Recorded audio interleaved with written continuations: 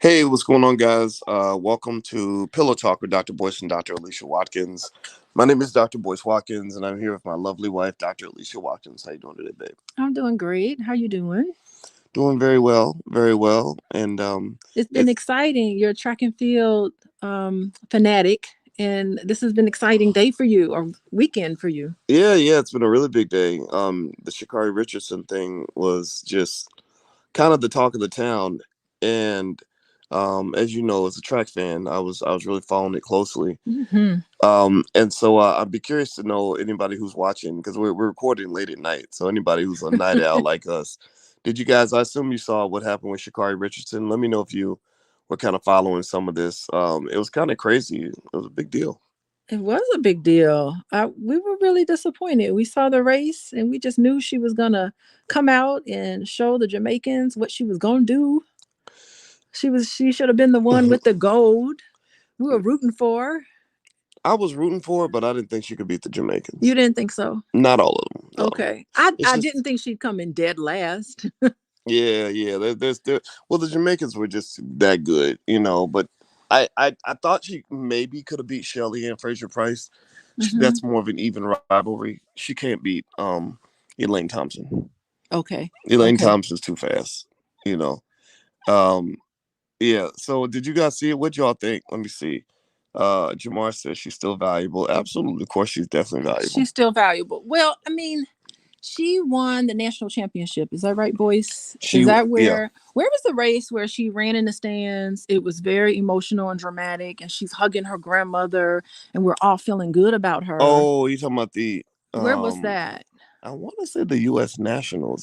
So the Well, wait, no, nationals, I guess maybe the Olympic trials. She blew them away at the Olympic the trials. Olympic trials, yes. Yeah. And I remember thinking about her story. Wow, here's a lady who was raised by her grandmother and her aunt. So, Mhm. in that tells us that she wasn't raised by her biological parents. And here she is. She's overcome so much and made it to the Olympics. Like, we just felt so good. Yeah. Well, in situations like that, I always ask, like, "Where's your daddy at? Where's your mom at? Where's your Yeah, parents?" but however, I saw it as a way to say, look, everybody, just because your parents didn't raise you doesn't mean that you can't overcome and work. And it's not the end for you. You can Oh, overcome this. I thought it was just wonderful to I, see. I agree 100%. But I still ask, "Where's your daddy at? Where's the daddy?" I'm Yeah. not asking her, "Where's your daddy?" Because she don't know. I mean, well, maybe she does know, but it's not her fault. I'm talking about the daddy. Hmm. I always want to ask the daddy, like, Hmm. where was the daddy? Like, Okay. And so, what's going on with that? but I think the biggest thing is just because your dad is not there, or just because your mom is not there, or just because things weren't, you didn't have beginnings Mhm. like less than ideal, that doesn't mean that it's over for you. I mean, some people can, continue on and live really nice lives by dealing with their stuff. But then, Well, it definitely doesn't mean it's over for you. It just, yeah, I, it, I you're don't, not determined, like your past right. doesn't But determine it who and what you're going matters. to turn out. But it does matter. Yeah. So in hindsight, we Right. now look back on it because a couple of things have happened since that qualifying for the Olympics and all that wonderful things. She's got all these endorsements. We're feeling good about her. And then Not here she maybe not for comes. long because she may lose some of those. Well, I'm talking about back then. That's how I felt. And then I was really kind of curious about her having testing positive for cannabis. That put a question mark in my mind because I'm thinking, okay, hold on. You just made it to the Olympics. This is a very serious thing. This is not the time to be sloppy. Yeah. And I just kept thinking, I saw a lot of people saying that it's not fair that cannabis is technically legal, but I think that you don't want to play around with the anti-doping laws of the Olympic Committee. That Yeah. wasn't the time to put your career on notice. Well, you know, yeah, yeah. That part I think that's a debate in itself, right? Are the rules fair? Well, that's a The debate to rules have at another time. the rules may not be fair, but the rules are always there. Right. So it's like That's a whole different conversation. The thing right. is that you should be knowledgeable of what the anti-doping laws are. And so I just wondered, I think I was talking to you about it, is that I wonder if it was just some sort of self-sabotage. Yeah. happening with her. Have Faith said at least she didn't quit like Simone, and then Have Faith came back and said, "Oops, I spoke too soon." She dropped out of the 200, which didn't She surprise me. didn't quit. I, Wait, I hold on. Wait, I want to hear that. well, Okay, so someone made a comment that at least she didn't quit like Simone. yeah, Okay, so but I think not passing the drug test, I mean, I think that is a quit. Some people quit more actively and some people quit more passively. Like, hmm, they're giving you a drug test. You know you have to pee in this cup. You right, know what you've been doing and you know they're going to find it. right, So, I right. mean, some people just quit and some people just kind of quit more passively. Like like self sabotage. Yeah, self-sabotage. That's the first thing I wondered. Hmm. I don't know. What do y'all think? Give me a yes or no. Do you think that I Sha'Carri can't was? read the Do you think Sha'Carri was self sabotaging, like by smoking weed, like because they're gonna find it in your system. Like it's Yeah, not like she thought they weren't gonna find it. Yeah, it's the Olympics. People are serious about the Olympics. You're gonna have to. I mean, the people. I don't know who's in her camp. The people who train her or the people around her who are advising her. They have to tell her this is what you can't take. This is what they're going to be testing you for. These are the things you got to make sure this is not in your system, and they're going to be testing you for this. And then you have to be ready. Like Mm. for real athletes know what's on that list, and they know I can't. Got to stay away from this stuff. Yeah, well, I'm gonna tell you, Hmm. it seems like a lot of people weren't so. It's like losing wasn't so much the bad thing. I think that what really got people was that she lost by so much. I mean, there's a Oh, big difference okay. between getting like So you're talking second. about after the Olympics. No, well, I mean, there's a difference between getting second and third versus getting dead Oh, it last. wasn't even And close. to me, there's three layers to this. Three Mhm. layers, right? First is you didn't just lose, or you didn't just not win. You really lost, right? Yeah. Right. And then the second layer is you didn't just really lose. You really lost after you talked a whole lot of shit for like a month. At least people got the impression that you were taking a non-conventional, very arrogant kind of approach. Which right there, that if you'd asked me Yeah. about this last week, I'd have been like, "Oh, she should probably be quiet because those Jamaican women are real fast, and you're gonna just piss them off." Yeah. Who You know, told her to battle the Jamaicans? right? Like, come on. You don't want to run against some pissed off superhuman Jamaican athletes. And then the third part was the third kicker was that interview afterward The where interview. where she's it sounded it almost came straight out of like a hip hop video, like hip hop slash like WWF MMA type shit, like I'm not done, done, and you could tell she was defensive because Yeah. she was very I felt like she was embarrassed, and Oh, she's like I think she said it was my first race back. It's not a big deal. I'm not no, it done. is a big deal. Congratulations to the Yeah. winners. You can talk that shit if you want to. And then you have the part in the back where Shelley and Fraser Price is walking by, Laughing. Yeah. hey, like how you doing? Hey, NBC. Okay. Yeah. So there's so much wrong with that. First of all, Shelly Ann Price should not have been laughing. Like, that's not good sportsmanship. It's almost like you leave it on the track. You run that race, Mm, you leave it on the track, and you say, you shake hands, you look at each other. I'm serious. We have got to install and we have got to support this. Look each other in mm. the eye and you say, good race. Well, Elaine Thompson was very diplomatic about it. They asked her about it. Okay. What Elaine did she Thompson, say? she said basically in her Jamaican accent, she said, "No, no, I'm not going to comment on that." I can't. Good. Good for her. She yeah, shouldn't comment. she literally just said, You she said, "This is, I'm a professional. yeah. This is I'm grown. I just ran a time that's close to FloJo. I'm trying to get my I'm not trying to fuck up my endorsement money by getting in this ghetto mess. Like Yeah. I'm just about to get out here and do my thing." She's a loose cannon. Not her, but I'm talking about Sha'Carri. And I think I wouldn't want her representing my company with that sort Mm, of attitude. I think maybe she should have been a little honest about how she felt at that time. It would have been nice to have her say, I am embarrassed. I wasn't prepared for this race. I will work hard. I will reflect on this moment. I will do better next time. Like, that's how you lose. You yeah. say, I could have done better.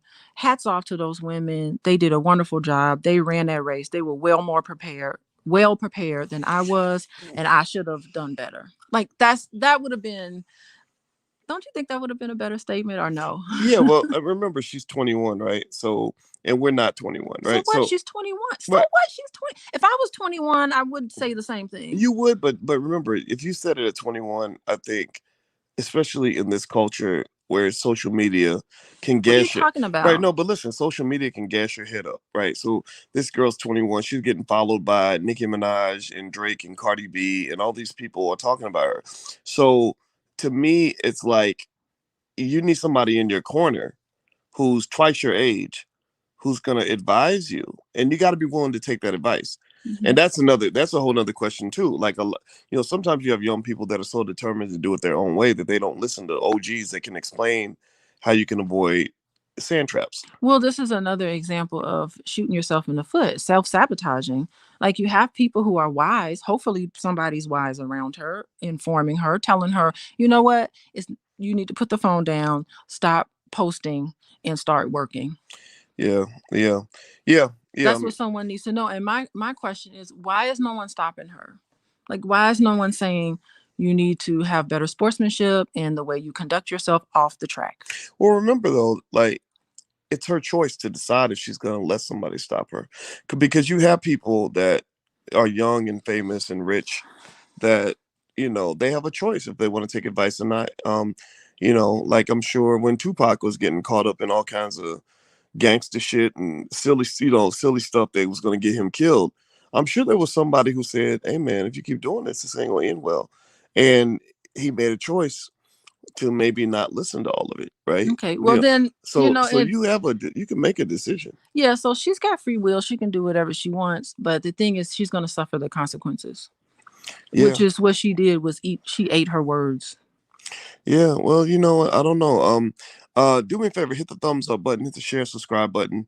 This is Pillow Talk with Dr. Boyce and Dr. Alicia. So we literally lay against our pillows and have try to have an intelligent conversation. She's a full professor of social work, and you guys know I'm a finance PhD, so we kind of find sometimes that we end up seeing things that maybe can be beneficial to other people's perspective. So if you want to subscribe to the channel, you can go to boyceandaliciatv.com. The URLs on the screen. Please hit the thumbs up button. All right, so let's read some of the Yeah, let's comments here, read. and then remind me to tell you about her clapback. She clapped back at Shelley and Fraser Price. Oh Already, gosh. she's already on Twitter, like That's sending in subliminals, like rappers do. They send subliminals. She's sending subliminals back to Shelley and Fraser Price. Just so you, but I will get to that in a minute. okay. All right, so let me see here. I'm gonna read some of the comments. Read So, this. What about this one? What is that one saying? Shar says no 21-year-old will not apologize in sports. Dr. Alicia, her team Mm-hmm. need to shut her social media down. She needs to Yes. focus on training. I agree. She needs to be checked on the language in interviews. Yes, Yeah, she does. because you know what? During the Olympics, I love the Olympics, by the way, Mm. and I just get so inspired. It inspires me to be good. It inspires me to be better at my work because I see all these people working really hard. It just makes me work really hard. So I love the Olympics just for that alone. But I also love the commercials. And I remember during the Olympics, there was all these commercials about really heroic efforts. So what they would do, they would show a commercial of like a runner is running and they'll fall on their face, and then another runner will stop and pick up the runner, and they'll both run together across the line. Like it's all these heroic Good really good sportsmanship. sportsmanship. Sportsmanship. And then you pan over and it's a little girl on the couch who's seeing examples, like great examples of role models of what to do to show good sportsmanship, and then you see them on the soccer field picking somebody up. So those commercials inspired me. It's like, wow, the Olympics is more than just about winning the gold medal. It's about who you are as a person, having like humanity for other people, like that sort of thing. I absolutely loved. And Okay. I get all into the Olympics because of that. And so it's disappointing to see someone as talented as Sha'Carri Richardson, knowing how much she's overcome. It's disappointing to see her carry herself in a way that is less than ideal than what she's capable of. She's better than that. Okay. Well, you know what's interesting to me is I think that when you talk about competition and the mindset of a competitor, particularly the 100-meter dash. The 100-meter dash is a very, let's be frank, it's a high testosterone event, especially for the men. For the men, it's like chest thumping, gorilla, like, type stuff where, like the 100-meter dash sprinters are like these extreme alpha dudes who are just like, I'm the greatest, I'm the baddest, whatever. And then for the women, you see some of that energy translate over. And if you see Sha'Carri, I've seen her run across the line and, do things that, sometimes dudes do, like thump her chest and, That's you all know, fine. and that's fine. Right, right, right. But my But when point, you come right, off the court, right. I get that. I get that. mm-hmm, But let me finish my point. Hold on, hold on. mm-hmm. So my point is to say that the way you react on the court or on the field it's a different energy from what people want when they want to buy a product from you, Oh which is where the yes. endorsement deals come in, right? Mm-hmm. So with the endorsement deals tend to go to the people who aren't just great at what they do. There's a level of class and professionalism that they respect. Like, and maybe there's a double standard for women, right? But you look at Allison Felix, she's very polished in terms of saying, I'm presenting myself a certain way. So because Allison Felix is at an age where she's not winning no more like Well, she her used to. her best years are behind her, of Right, course. right. So Mm-hmm. she's leaning on her past accolades. So she can't be out there mad because a young girl took her throne or whatever. First thing she does, if you watch her behavior after the race, she always goes out of her way to congratulate everybody. That's wonderful. She's hugging the lady Love that won. her. She hugs the lady Mm-hmm. that got eighth place. She hugs the lady who's on the sidelines, like just Yeah. watch, like holding the stopwatch. Like, That's a lady who wants to set a good example for her family and well, her it's daughter. also a And lady who wants. That's a lady who wants them damn endorsement deals. well, okay. Because she wants people to say, "Wow, what a class act! I really like Allison Felix. What a Yeah. great lady." And so I think with Sha'Carri, I think that's her challenge, right? When she does that whole chest thumping, like, "Yeah, Mo, I'm gonna get your ass. You talk that shit if you want to. Yeah, nigga, yeah." Like stuff that's very like you see rappers do that. The hood might be like, "Yeah, girl, pop your shit, talk your shit," right? But the problem is that when you sell these little products to like suburban white women and middle America, they're like they don't identify with that culture. No, it They're doesn't appeal, and I don't think it appeals to some black people too. So and let's also just say yeah, that. also a lot of black people didn't like it. A lot of black people were like, Like, stop. yeah, like she did honestly. Like when the more you roar, sometimes the more you're showing insecurity. Like the more you're showing that it by constantly reminding people that it doesn't bother you, what are you doing? You're telling them that it really bothers you. Yeah, I mean, she's clearly being defensive and covering up and talking about it's not over. I'm going to come back. I'm going to do whatever. I mean, no, just say, "Hey, I'm going to reflect on this. I'm going to do better." Like, so she's got a lot of work to do, and hopefully she'll get some training on how to do interviews. Well, you know what? She's already getting that training. I could tell because I Mhm. watched how she Someone handled. talk to her. I listened to the interviews very closely, and when that whole marijuana thing came out, I was like, okay, I can't wait to see how they're going to package this. And you saw she had very consistent messaging across all platforms. It was, well, I ingested the cannabis to deal with the loss of my biological mother, and I pointed that out earlier. I'm not going to reiterate that. People can hear previous conversations I had about it. But I was like, why are you calling your mother your biological mother? Yeah, Oh, there's a story to that too. yeah, that's an issue. And also she said it was the pressure of being at the Olympics. So, preparing for the Olympics. And I'm thinking she doesn't have any other coping skills. Like, everybody's going through some pressure. Your go-to coping skill is to grab some weed. Like, Mm. how's that working for you? I mean, technically, she may have an addiction to weed.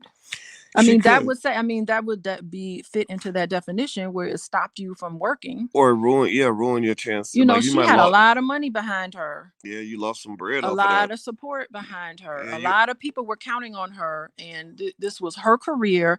And she's was a professional athlete, and she lost her gig because of her substance use. So that tells me she probably needs to be in some sort of substance program. She could be. To She come could be. up with better coping skills other than just Mm. coming to weed. She needs to meditate. She needs to do some yoga. I mean, there's a whole bunch of other coping skills that she can partake in that had nothing to do with that. Well, I mean, all the rappers smoke The weed, weed. right? And all these kids, they copy. Unfortunately, a lot of the 21-year-olds, they think that what the rappers are doing is good. They think they unfortunately are heavily influenced by that, and it really drives me crazy. Because I know what drugs do. Like I saw the drug era, I saw the crack era, Yeah. I saw families broken up, I saw mothers abandoning their children, I saw fathers going to prison over drugs, and it's just kind of like, why are we bringing this back to the hood? Like who the hell thinks this is a good thing to start getting young people into things that are gonna stick with them for life. Like that shit don't some of that shit don't go away. I remember being 18 and seeing guys take their first drink as an 18-year-old and they're like 50 and alcohol have been alcoholics for 30 years. Hmm. You So know? I mean, you run that risk. Not everybody who drinks is an alcoholic, No, no, boys. no, of Okay, course not. No, but no, I'm not it's talking about that. okay But to I'm talking have about some you. But I'm talking about alcohol. you Hmm. already. Think about it. Yeah, But think process this though. yeah, Process yeah. this. What did Sha'Carri say when they said, "Why did you smoke weed?" She She said, said she was coping with the stress, right. And every time she does an interview, what does she talk about? She talks about what I've been through, what I've been through, what all I've the been stuff I've been like through. stress, stress, stress, stress, stress, Hmm. right? So, the reason I think we have to be careful about drugs and alcohol is because a lot of black folks are under stress. Hmm. And so the brothers that I know who drink a lot and drink too much and smoke too much and use drugs or whatever is because they're dealing with this constant stress. So you get introduced to drugs, which is the ultimate escape. And then when you find out one day you can't escape.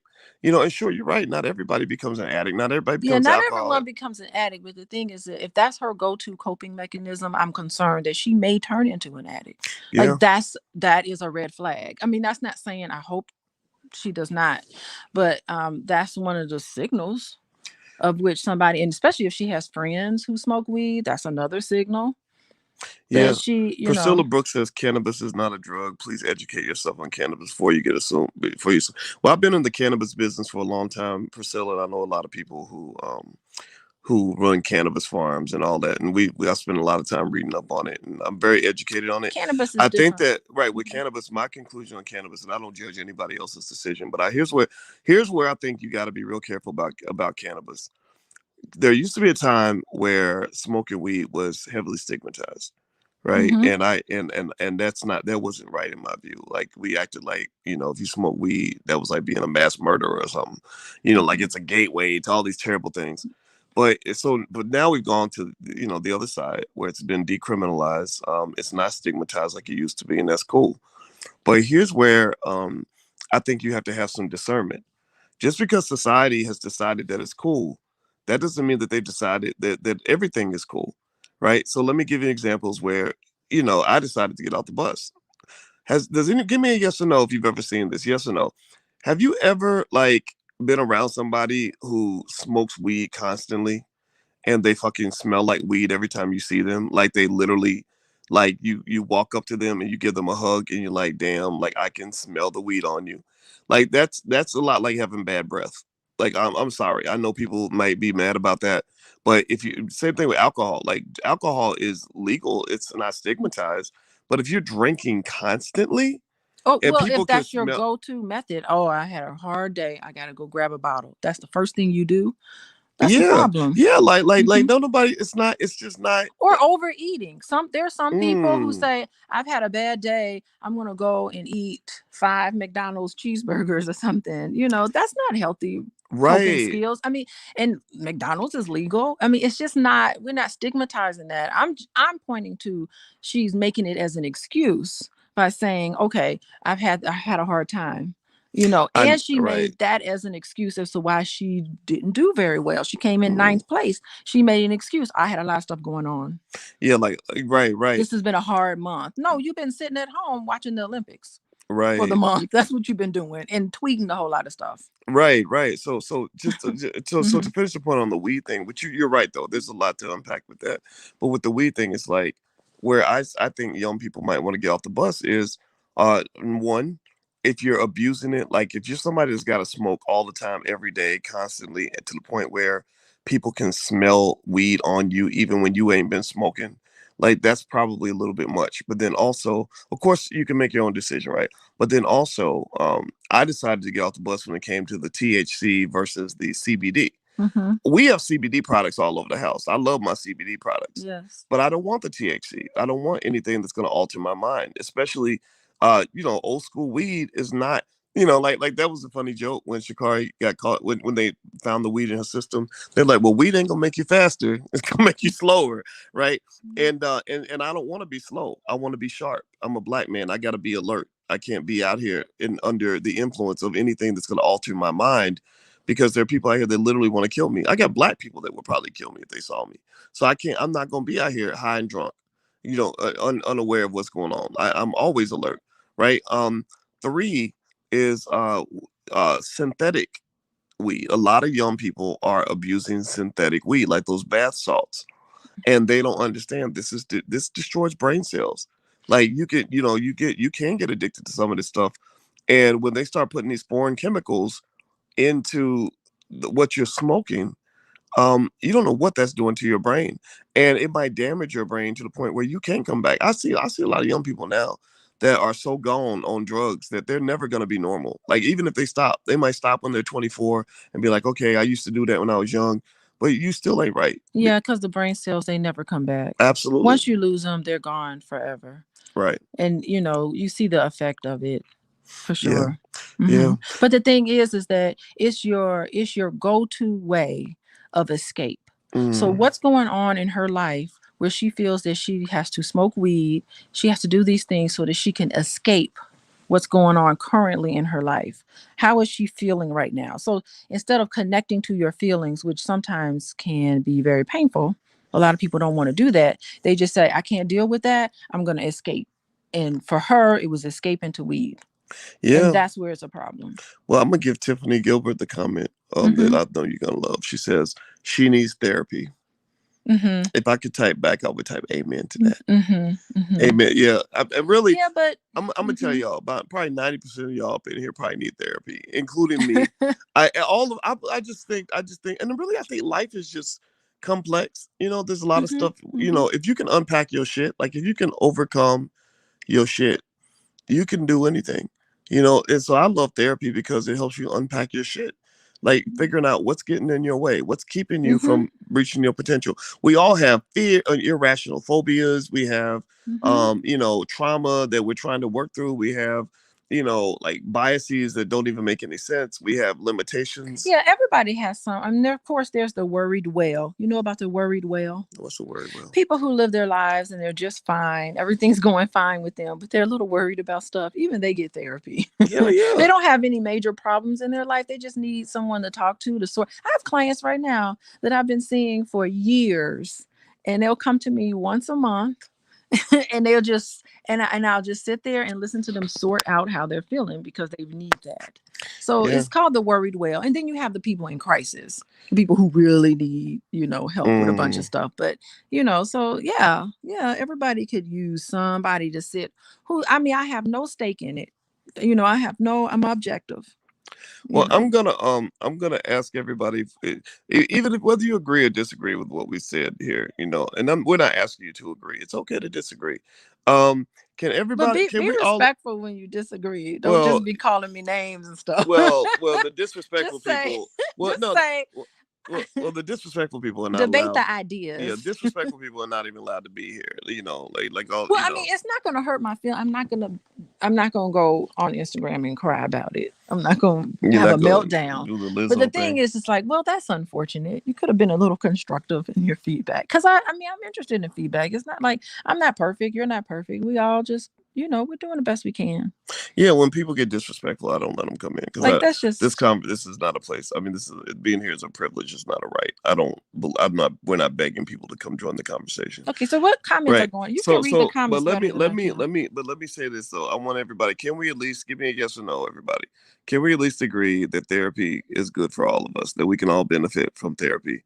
Give me a yes in the chat if you agree. Everybody type yes in the chat or type the word therapy if you think therapy is good. Because I think I just want to encourage everybody to consider it because therapy can help you just establish balance, and or have some way you can process. So maybe that's what a lot of it is because Oh yeah. you had told me a lot of times, a client will talk to you and you won't even say a word. It's so funny. Like sometimes I'll just go, uh-huh, and I'll just be empathetic and I'll just like reflect back to them. And then they've talked the entire hour. And then time will be up and they'll say, oh my goodness, you helped me so much. And I'm like, Yep. I listened. Yep. And it's just really, it's interesting how in your daily life, you don't have anybody that's going to give you their undivided attention, who could just sit and listen to you and help you sort through how you're feeling and what you're thinking. It's really Hmm. fascinating. And it's such a treat to be in that position to be able to do that. Because it's totally confidential. Like no one's injured, no Yeah. one's harmed, as long as no one is in trouble. I can sit and listen to it, and it'll be just as confidential as if no one else was there. Yeah. Yeah, you want me to tell you how I got my first therapy? How did you get your first therapy, boys? I read somewhere when I was in my 20s that you are your own best psychologist. Oh no. And well, I believe Oh that. no. Well, no, let me tell you. No, let me tell you, babe. It worked. Uh-huh. It really worked for me. Maybe it doesn't work for everybody, but that made sense to me because I remember thinking, yeah, because I'm the only one who knows how everything works on the inside. I'm the only person who fully. I have the best understanding. Um, Because I'm well, maybe not everybody, but I was very reflective. I kept a very you detailed. are I kept extremely yeah. reflective. I used to Yeah. keep detailed notes on my life to try to understand patterns and things that I would do. I would analyze my behavior separate Hmm. from I would analyze. I can analyze myself as if I'm another person and look at Boyce's behavior. I know that sounds weird. Yeah, that is I strange. know, I know, I know. So, But listen. Let me mhm. explain. So what I found was that there was tremendous value in just being deeply reflective and processing things. Like, because really, when you say, pay attention now, Mhm. when you say that somebody would pay money to see a therapist and just talk the whole time. And the therapist is just like, okay, all right. And maybe asking some probing questions. Um, you could do a lot of that on your own too. Okay. Well, I mean, that's not all therapy is about. I'm just saying Right. that's part of it. Some of it is the strategy and the and the means to actually put into action to make those changes in your life. That's true. I can But see that. I was just differentiating the worried well. Oh, The yeah. worried well, I was just differentiating that between the two. But I think I don't want people to think that you could just be your own therapist because there are some unknown unknowns. Yeah, my first Hmm. you're right, you're right. But I'll say that just reflecting on my life gave me Yeah. a lot of insights into a lot of Oh, for stuff. sure. You're You know, very insightful, boys. yeah, and I know that that was beneficial because I was able to find my balance, and I think, and that's my line in terms of whether or not I need help from a therapist or not. Really comes down to, do I feel like I'm in harmony with my life, or do I feel out of harmony? If I feel out of sync, Hmm. then that's when I start asking for advice. Yeah, because when you're out of sync in your life, that means that's a place where you need to grow. Right, It doesn't, absolutely. and I think like so many people can feel, oh, I'm out of sync. Let me go grab this bottle. I'm out of sync. Let me go grab some weed. Mm, I'm out of sync. I'm gonna go eat a big pound of ice cream. They're gonna escape it because they're not ready to deal with it. And some people can't even sit in silence. They have to be doing something all the time. They have to fill up mm, the void in the space because they can't even be left alone in their own thoughts. wow, that's They deep. always have to fill it up. So I think just giving somebody space to just like put the phone down, turn the TV off, just sit with yourself. It's a Mm, tough thing for people to do because they'll be left with their feelings and they have to do and they don't know. They're scared of it. They don't know what's gonna happen. Am I gonna start crying and I can't stop? Am I gonna go crazy? They don't know. yeah, well, Terrell Wilson says meditation is key. I agree. Yeah, it sure is key. And let me ask you this. So in terms of Sha'Carri Richardson, based on what you've seen, I know she's not your client, and so there's only so much you can speak to. Hmm. Would you say that she'd be a candidate for some type of therapy, or what do you think? I mean, well, of course. I mean, based on what we've said, of course, she needs a candidate for therapy, but she needs everything all around. I think Hmm. she needs someone to talk to her about interviewing. Someone needs to talk to her about how she portrays herself on social media. Someone needs to talk to her about, someone needs to stop her. For some reason in her life, somebody in her life should have said, hey, you should think about it differently. Like someone needs to challenge her in a way. Who didn't stop her that needed to stop her along the way? And of course, she needs to deal with the disappointment and probably the absolute embarrassment that she feels right now, and some of her self-sabotaging behavior. Yeah, I really wonder if she knew And she's that she wasn't gonna perform that day. Like I really can't help. I looked at her face while she was running, and the Jamaicans are just running away from her. Yeah. And I felt like she was like, damn, I'm just gonna go through the motions because I know I'm not prepared. And it really honestly made me think about things like performance enhancing drugs. And Oh, I would imagine. I thought you were gonna say performance anxiety, which is what I No, was no, thinking. no. The performance anxiety. Noah Lyles, who won, Yeah. won the 200. He was quoting his sports psychologist after, Yeah, that was and saying, "Yeah, I beautiful. talked to my therapist. My therapist said da da da da," which I think Isn't that that, great? and here's the deal, right? I believe that to compete at that level, the pressure is so heavy that you need a therapist. I think all those athletes out there, I bet 80% of them have a therapist because it's scary. You've been winning your whole life, dominating everybody. Suddenly you're in this place where you might get last place. Hey, boys, What? you have a healthy track career. All right. Okay, you Not ran. like Sha'Carri. I was not a Sha'Carri Richardson. Okay, let's just call it a healthy track career. Okay. Okay, so you're about to run the 400. How are you feeling right before a race? Because the camera pans in on your face real close. There was no cameras when I ran. They didn't give a shit when I ran. Well, okay, my mama might have been in the stands with the camera. That's about it. The camera pans in on your face, boys. How are you feeling right before you run a 400 and it's like you competing to go to state? You are competing to go to state, boys. And it's all these dudes right there next to you. And you got lane number 5. You got the coveted lane. How are you feeling right at that moment? Okay. So again, I can't speak to what Sha'Carri Richardson was I know, but check this out though. I'm a big fan of track and field. And Ronnie Baker, who ran in the Olympics, I believe Ronnie Baker's the fastest man on earth who happened to go to my high school. So but 20 years after me, of course. And he interviewed with Jeff Lightsey Jr. on the Black Boss channel. They did a really great interview, 48 minutes. Like, you should go. Everybody should go watch. Did he ask him that question? Right. I don't know if he asked him that question. But if you let me answer, baby, I will answer. We'll get to it. So what I want to tell you is that I'm gonna like Ronnie. I think he wants to talk to me again about some financial stuff. And when I talk to him, I will ask him that question. Ask him that question. That literally is a question I wanted to ask because I don't know what it's like to stand up against the fastest human beings on the planet, right? And I'd love to get his insights. Like, how do you get yourself pumped up for the fact that you might run the 100-meter dash in under 10 seconds, which is insanely fast, and still get blown away? Okay, so I'm going to talk about my experience because you didn't answer the question. Okay, tell me your experience. Okay, so I'm a flute player. All right. And I went to state. Okay. Did you thump your chest before you went to get pumped up? Let me tell you, I won the gold. You got the gold? Yeah, but everybody can win the gold. It's not like there's one gold. But I did win a gold medal your whole in the state. So you came out of Gary, out of Emerson High School. Shout out to Emerson. That's right. So y'all went to state and kicked ass. We went to state, and we were the only Black school there. And y'all had Black excellence up in there. We had Black excellence. And blew the white people out the water. And I'm going to tell you how I felt. Playing the flute. Y'all wasn't rapping. Y'all wasn't twerking. We were playing classical music. Y'all were playing classical. And we was killing it. Music up in that bitch. Because we were Emerson. And we were the best in the state. That's Thank you very much. So we were kind of boasting a little bit. Same city as the Ghetto Boys. Your boy, Glenn Robinson and all yes. And their basketball team at Roosevelt. The early 90s. That's what's up. Okay, so I remember going to state, and I remember it's so you really do. So you were playing the flute like Lizzo. Yes. But she was my.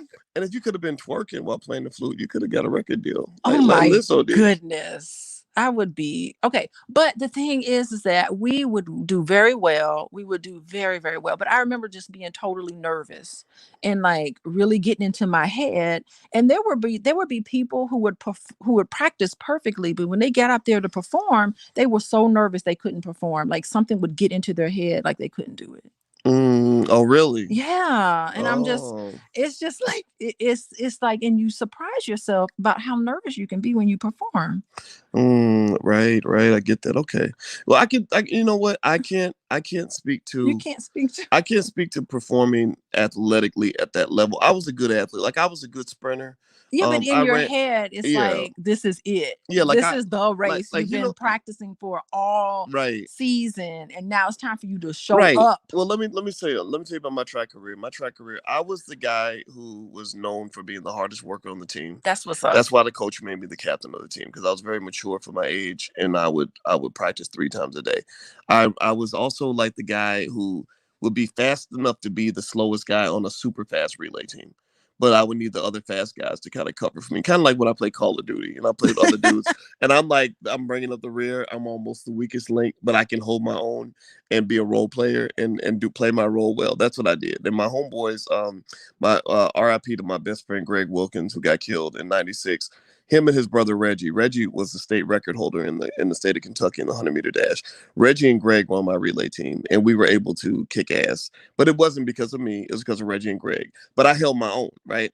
And so, and we So did. you had to work as a team of Yeah, people. we did run in Canada and all that stuff, right? So here's the deal, right? So with track, I was an enthusiast. I love the sport. So that's why I knew all about Sha'Carri. I knew about Sha'Carri 2 years ago, right? Okay. And I love it. I used to be a coach of track, and I'm a big enthusiast. Now in the area where I can say I've been like kind of at the top of the mountain, so to speak, is maybe as a scholar and as a public intellectual. I know that feeling. Like I know that feeling where your heart's racing because you're about to go on CNN and have a really important debate in front of millions of people, Yeah. or or whatever, or talk. It's do or die. Right. Or when I've Yes. done events with like people like Louis Farrakhan and Ice Cube and these really iconic, interesting individuals. How Like do you overcome that, boys? Like, how do you get well, into what you it? do is you do. There is a process of kind of I think for me it started with self-love, and self-love means you love yourself whether you succeed or whether you fail. Well, It's look like, at you. yeah, it's self-love breeds self-confidence, because if I really love myself, then I'm gonna pop my shit. But I don't even need to necessarily tell you I'm gonna pop my shit. I don't need to tell you how great I am. I know that I don't believe that I'm great. I know that I'm great, right? Yeah, and then There's a everybody's difference. telling you you're great, not But you that's saying the I'm thing. Here's great. the thing though. Hmm. Everybody ain't always gonna tell you that you're great. Your haters, But people like, do tell you that you're great. they do. But then you also have people that hate your guts. Like, think about this, right? Remember after we got married, think about it. We had the whole internet when Kwame Brown decided to do what he was doing. We had a million people that were like saying really bad things about me, about whatever, about you, and it's like self-love gets you through stuff like that, because you're just like, well, okay, you can think what you want, but I know what's real and I know what's not, and I know who I am, and that's it. Like you can't let other people's opinions shape how you feel about yourself, and So you can't let your most recent performance shape what you believe your potential to be. look at you, boys. You sounding more like me every day. I love it. Mm, Because I was talking about performance based esteem. I was talking about attribute based esteem and other based esteem. yeah, true that. You're only happy when certain things happen. So Well, I think that's great. I'm rubbing off on you boys.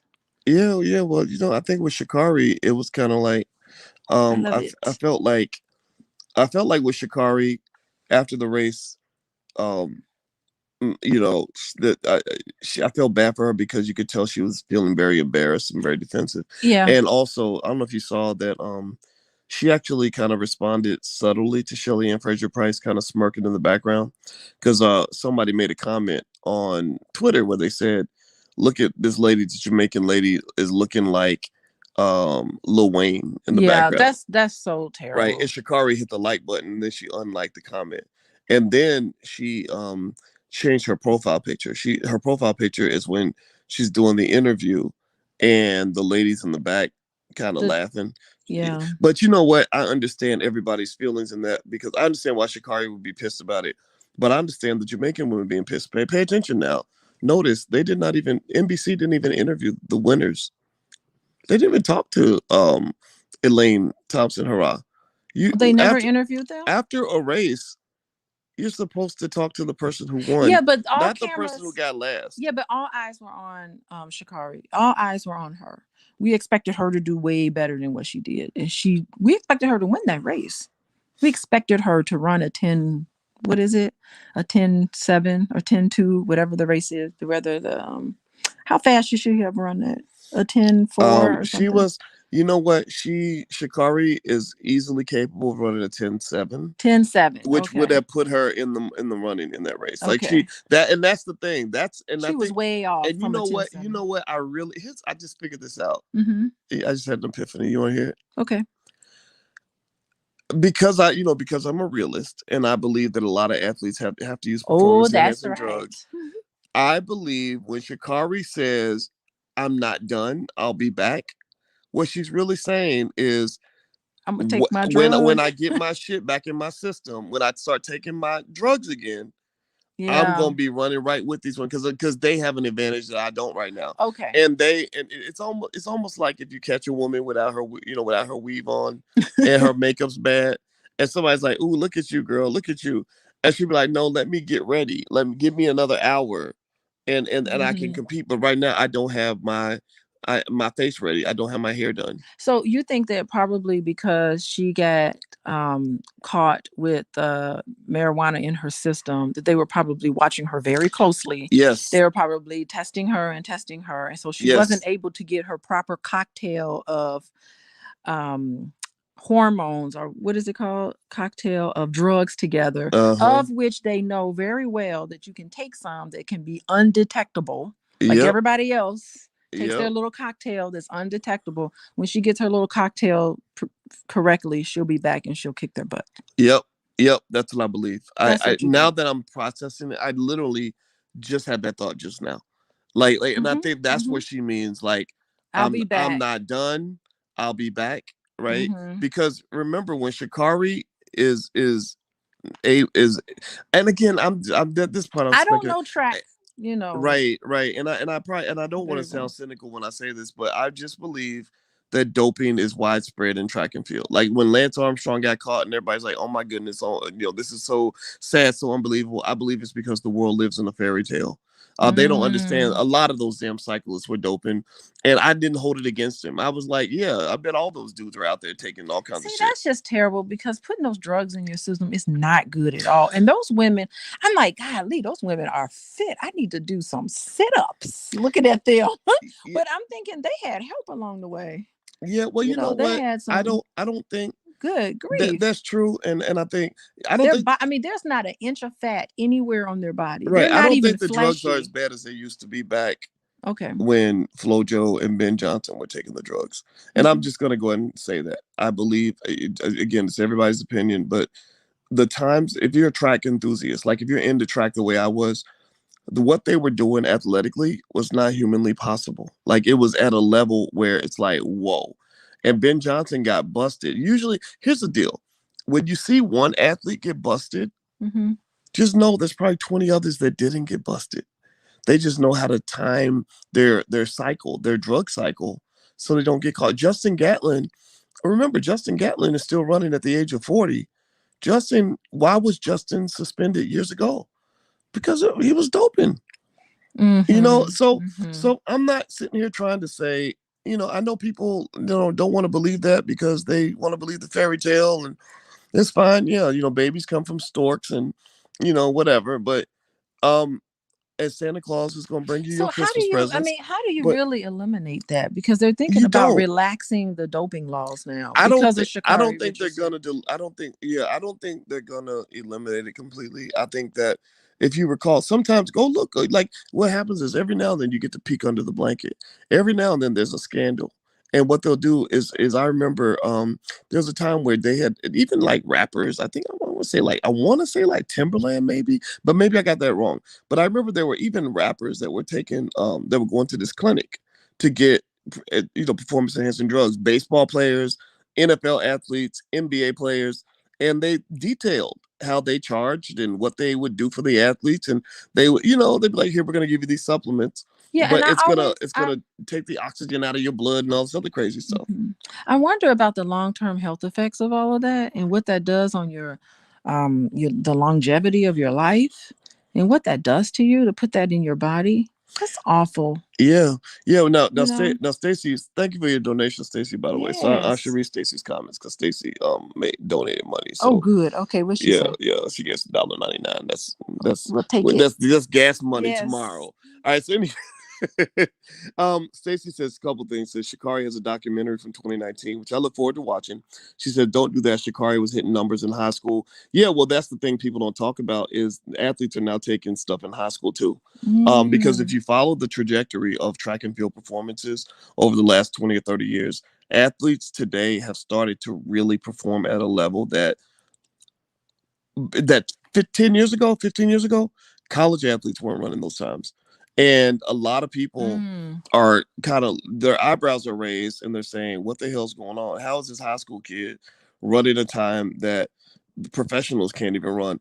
And so, and maybe there's a blurry line between what's considered illegal and not illegal versus illegal. But I'm just going to tell you, I think if you talk to a lot of athletes and they were to be honest, remember Marion Jones got busted and they made a big deal and they said, "Oh, Yeah. you were unethical, you're a bad person."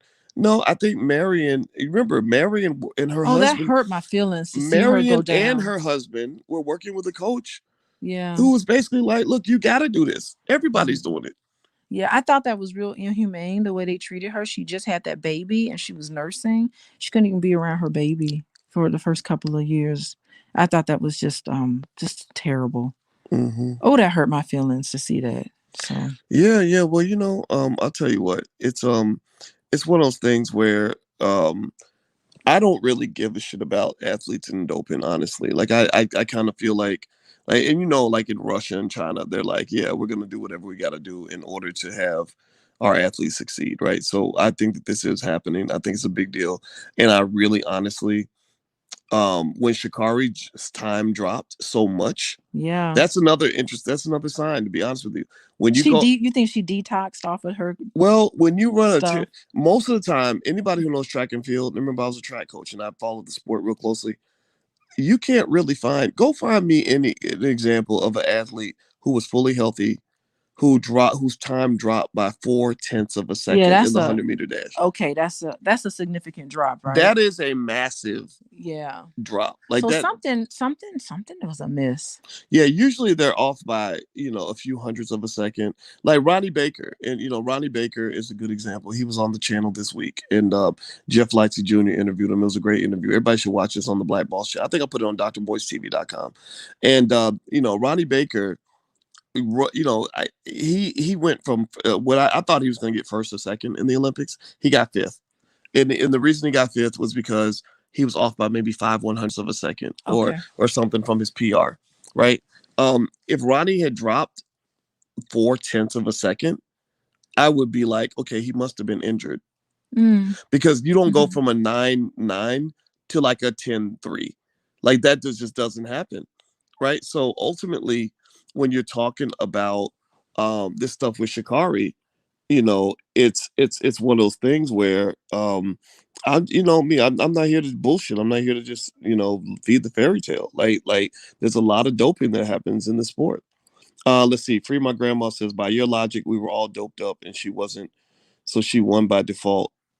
But they were all. Oh, interesting. Oh. Should have had everybody been detoxed from whatever that they had, they would have won. Yeah, I mean, we're gonna see what happens. When's the next time they're gonna be seeing each other again? Because I'm all into it Well, now. they're probably going to run the European circuit, Okay. and and I don't know how far that goes into the fall, but I would be curious to see how that plays out. Mm-hmm. I Mm-hmm. would suspect that Sha'Carri. I wouldn't be surprised if that marijuana suspension put her under extra scrutiny because when you get suspended, Yeah, they start they're gonna be testing. looking at her quick Yeah, closely. they Uh-huh. start testing you all the time. I think, if I'm not mistaken. So I would suspect that maybe somebody said we need to like chill out with this stuff over here because we don't want any suspicion, right? Mm-hmm. But then again, it doesn't mean every athlete does it. I'm not saying that, but I think a lot more do it than what people think. And because it's hard to compete at that level. Like, and that's another thing too. My goddaughter Monique, was the number one high jumper in the United States Mm-hmm. coming out of high school, and she was doing it drug free. And that was one of the honest conversations we had to have. Is There were people using drugs. well, if she was not in high, not really so much in high school. Oh, I was thinking Right. It was college. right in college. She went to Columbia, and she Mm-hmm. just decided, I don't really want to be an Olympian. I'm just going to be, I'm just going to be a college student. And I was like, I don't care. Like you got a scholarship. That's all I really wanted you to use your athletic ability for Mm-hmm. anyway, was to Mm-hmm. get a scholarship. So she got a scholarship. She went to Columbia. And that was all there was to it. But honestly, I think if she had decided that, okay, I want to go to the Olympics, I think at some point somebody would have said, okay, if you want to really compete at that level, you're going to have to take something. And we had that conversation. I said, don't you Mm-hmm. take nothing. Don't put stuff in your body like that. It ain't worth it. You're smart. You can be great at a lot of things. Mm-hmm. Mm. Yeah, and so these athletes, they live their whole lives. Everything in their world is about football. Everything in their world is about basketball. It's like, what else? You can be good at other stuff too. It Yeah. doesn't have to be just track and field. Yeah, You could absolutely. have a PhD like Boyce. It doesn't have to be track and field for you, Boyce. Well, you know what? You I'm gonna could have tell you had. You what. could have gone either way. I'm gonna tell you You what. could have been another Ronnie Baker, Well, Boyce. FBA 504 makes a good. Be quiet. I couldn't have been no other Ronnie Baker. You could have But been. FBA Hmm. 504 makes a good point. He says, once she grows up, she'll destroy those Jamaicans, and they know it. Once she Um, grows up, well, I here, don't know what that yeah. means. Well, maybe once she matures, because remember, Sha'Carri's young, I, so I don't think that's an excuse. I it. don't think that we should say, "Oh, she's just 21. It's okay for her to behave like that." Yeah, No, it's but when not. I was 21, I was a little stupid too.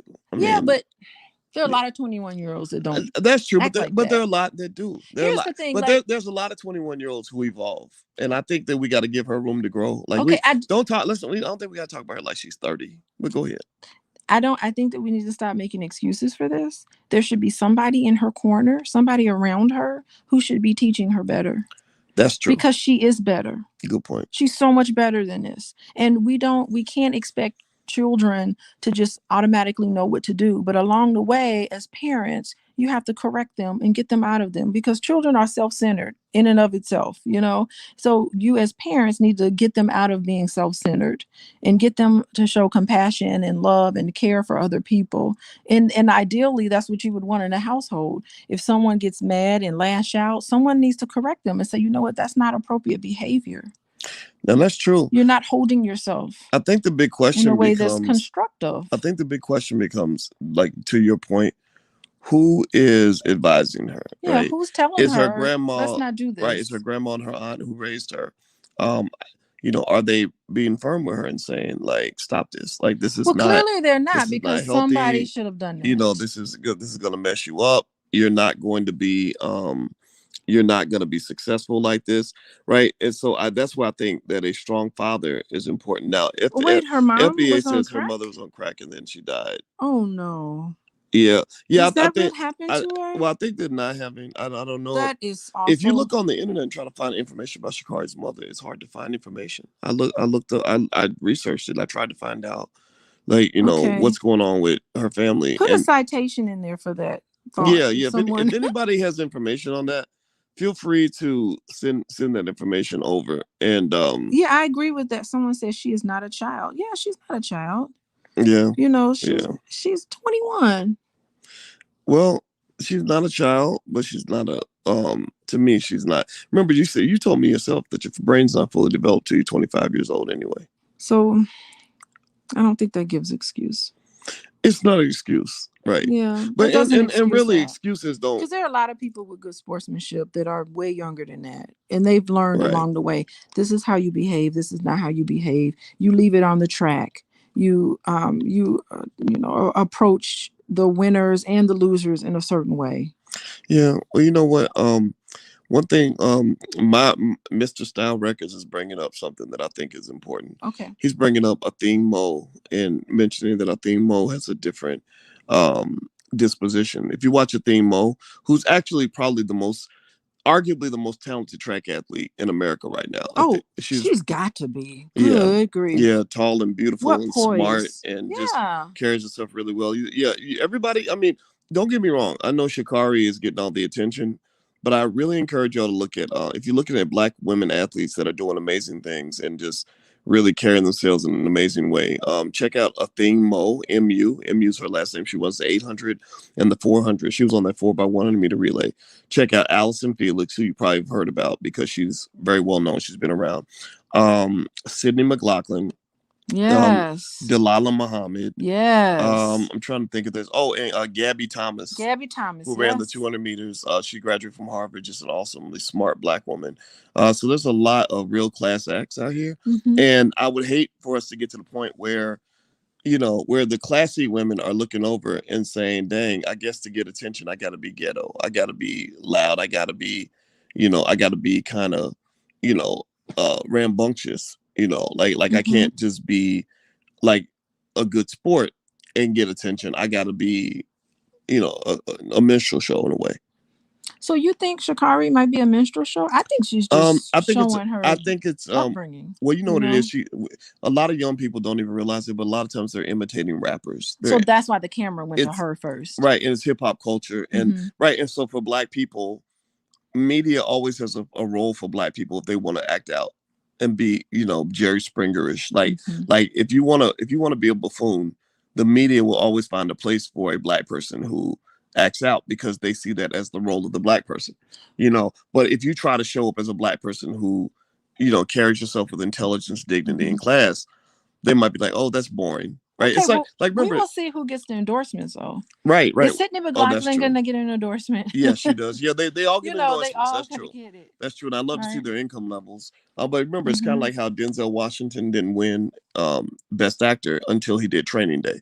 He Yeah, had done brilliant because his best performances, work was Malcolm X. That was right? the best work he And could have done. glory, and he'd been in a million movies. But then Yeah. he does Training Day, and then suddenly it's like, oh my God, that was so amazing. Same thing. Halle Berry didn't get nominated until she did Monsters Ball. That's when she got the Oscar, right? So for black people, they typecast the black community. Hmm. Like they're Hmm. like, okay, if you act this way, then that makes sense to us. But if you act a different way, then that doesn't make sense. So like, if I think that you're a dog, then every time you bark, I'm gonna say, "Wow, what a great dog." But if that dog shows up and says, "No, actually, I'm a lion," and the dog roars, you're gonna be like, "That doesn't make sense because dogs don't roar, Hmm. right?" So, I So, mean, so they, Sha'Carri Richardson is interesting. oh yeah, She's but definitely not boring. right. So my point, so, Yeah. so my point is to say that black Hmm. people are seen in a certain way. So Yes. when you fit into that culture, when you're ignorant, Hmm. loud, ghetto, it's like, oh, this is great, this is awesome. But when you come in and say, I don't really want to do that, that's not what I represent. They're like, oh, well, that's not interesting, right? Hmm. Whereas if it was a white girl, I think that they might see it different. I think they'd be very like if Sha'Carri was a white girl saying those things. Hmm. I think that the world would respond completely differently. Okay. That's my 2 cents. That's your 2 cents. She's like, remember that white, Yeah, that makes remember that white girl catch me outside? How catch about me. that? Whoa. See, so here we go. She's interesting. I just think she's so different. And I'm talking about Sha'Carri. She's just so different from anyone else. She's different in her hair, her fingernails, the way she carries herself. She's got that real sweet voice. She's really tiny. She's a tiny little thing. And Mm-hmm. she's just fascinating. I'm watching to see what she does next. I'm watching to see her next move. She's fascinating to me. And of course, Mm. there's an agenda, boys. There's always an agenda when it comes to media, but I'm going to be watching because you got me all into track and field now. Yeah, I yeah. never would care if it wasn't for Well, you. what? Mark my words. I think that once Shikari, like when I know this is not a popular opinion, but just know all my spidey senses are coming together now to see this. Okay, what's your future? Shikari's coming back. You. She ain't done. When she says I'm not done, Mm-hmm. she's basically saying wait until I get my shit, and Okay. and, and I have the same shit that everybody else has, the same equipment. Like I think she probably felt she was running handicap. And if you go watch that race again, watch it in slow motion and look at Shikari's face after the 50-meter mark. She's not trying to run her faster. She's looking down like I just got to go through the motions. Mm-hmm. And I personally believe Drama. You that think she this is I drama? believe that she was just like, I don't even want to be here. I don't even want to do this. That's what my thought is. And I don't Okay. think it was like, oh, I was dealing with this and deal with that. I think it's like I didn't have my shit, so I can't really perform at the level that I know that I can perform at. Okay. Well, if that was the case, you shouldn't have put all that stuff on social media. Okay. So I have a crystal ball, boys. I'm gonna make a prediction. Mm-hmm. I think that she is. I hope that she gets the help that she needs. I hope that she gets the people around her to help guide her. But the way things have been in the past is a great predictor of the future. I think that, unfortunately, we're going to see some more disappointments from her. Mm-hmm. I think You think so? I do Okay. not see, and I hate to say this because I like to be positive when it comes to predicting things. So I hope I'm wrong. I hope that she turns it around. But the past predicts the future. I think there's going to be some disappointments. Okay. Let's just Well, see. J Joe made a donation, so Okay, so I what's got to J. read, Joe and it say? was $10 whole. That's what I'm Oh, talking about. That's big money right there. double digits. Thank you. Well, I appreciate it. Thank you for Thank you so supporting the much. channel. So J Joe says she grieving her mom death for a month, couldn't train as a result. Then she lost because of that. 30 days is a long time for a sprinter to not train. Muhammad Ali is more cocky than are y'all still love him. Okay. All right, I think. Well, what I'll respond to that quickly, and then you can respond. But Mhm. I agree. So I think if you're grieving your mother's death and you can't train, then you should cancel the tribe meet. That's what I Yeah, would don't say. show up. Don't show up. And don't get on social media talking about I'm gonna beat Right, y'all. right. What is Don't. that? Right. And that goes to the other Don't be point. talking mess on Right, social and media. that goes to the other point. Right, you're right. Muhammad Ali talked a lot of shit. He's from the But Louisville he Lip, backed that up. the Louisville Lip, right? The Louisville Lip from the same city I'm from. My number one hero of all time, right there with Malcolm X. But let me tell you what. When you talk that shit, you better be ready to back it up. Better. Did Ali give me a yes or no? Did Ali back it up? Ali, when he showed up, Ali was, he didn't just say, I'm gonna whoop him. He usually did. Yeah. So yeah, you're right. I mean, I think everybody has a right. Like you can talk as much as you want. Like seriously. Um, but if you can't back it up, you probably need to be a little quiet, like humble. And Yeah. and She I needs some humble pie for I sure. did not think, and I was again, I'm a track fan. I was like, she can't beat Elaine Thompson. Nobody can. Yeah, So Elaine Thompson. don't let those people goat you into talking about some stuff you can't do because they don't. Those people ain't out there trying to outrun Elaine Thompson. You can't. Flo. The only person that can outrun Elaine Thompson, hurrah, is dead. That is FloJo. Oh, poor thing. Poor FloJo. And we don't know. R.I.P. She could have gone too soon because of the drugs. That's She what could people have. think. She could have. It's hard to run that fast. We I'll don't just say know. that. FloJo ran 10.49. Elaine Thompson ran 10.54. That is smoking. I saw that time. I said, "Woo, this lady's serious." So she's not. Now I think that I was thinking about what's her name, Shirley Ann Fraser Price, the lady who was kind of laughing during the interview. That was. Which How can you not laugh though? Because she came in dead laugh. Even I was laughing. Like, oh my goodness. yeah, oh, I would. I We mean, did not expect well, that from again, her. again, but imagine though, you're not getting any attention. You actually meddled, and the media's not even talking to you. Okay, can I just say something? What is up with black women in sports? This is not a good moment for us. Yeah, well, you had her, you had the Simone Biles, her Simone emotional Biles breakdown. fell. Naomi Osaka Naomi broke down. Osaka kind of fell. But you know what? What is Well, here's what you this? had. You had a tale of two Olympics for black women. You had the sadder end where it's like, black women and mental health. Like, oh, it's okay to quit and walk away if you're feeling sad that day. And a lot of people, some people got it and some people didn't. And I think it's their right to have their opinion. But then you had the triumphant side of the black woman in the Olympics.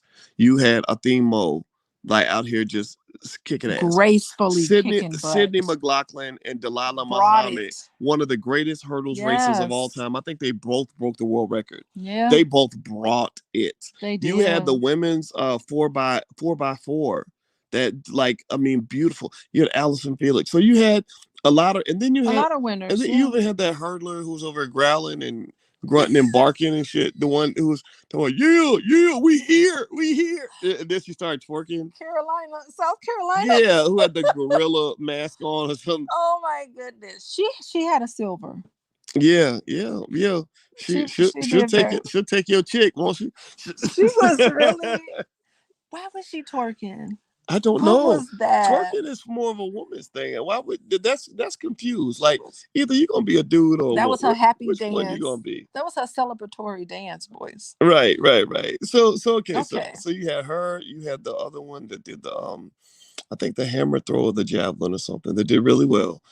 So you had a lot of black women that really did really well at the Olympics, right? Mm-hmm. So you had some that they kind of bowed out and didn't, But these women were like our favorite. Like Simone Biles was the favorite to win the gold.